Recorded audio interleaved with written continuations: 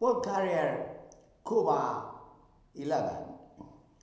For example, we have, according statistics of the Seafarer Workforce Report, BIMCO 2021, these statistics show us that there are 2,263 officers in Cuba and 3,093 ratings. Total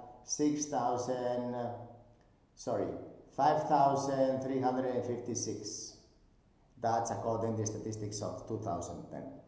As you know, Cuba has this pool if we have a Spanish language.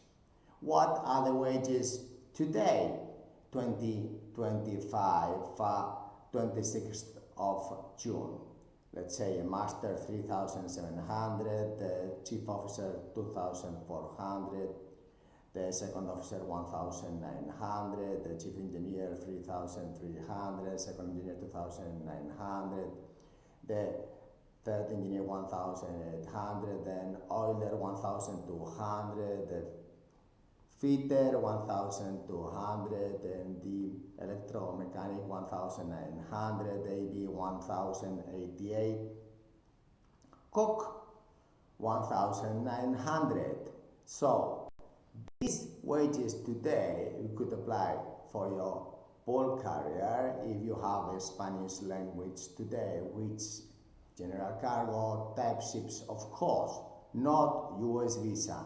And why is it interesting today? Because many owners are just doing what the rest of the ship is doing, and not as a floating ship, And then, so if you want to have a competitive advantage, I'm not saying we should have these wages, of course not, because there are other bulk carrier wage scales starting AB 1,800 and so on.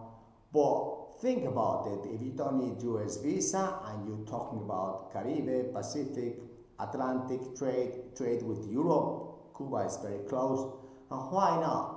Let's think about ESG, corporate social responsibility, transparency, whatever politicians and governments and parties do and blah, blah, blah. Okay, we have a job to do. And why not developed countries? We have done this throughout history. We continue to do that.